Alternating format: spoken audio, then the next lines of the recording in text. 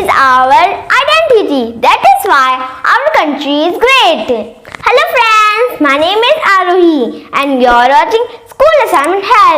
Today I will speak few lines on National Unity Day or Rashtriya Ekta Divas. So let's go.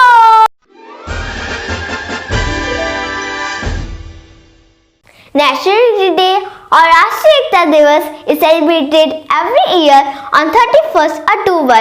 It is birth anniversary of Sardar Vallabhbhai Patel.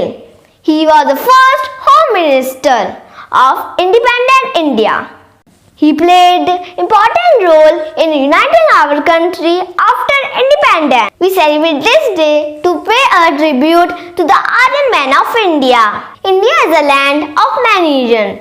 Every region teaches us that we should be good and love each other.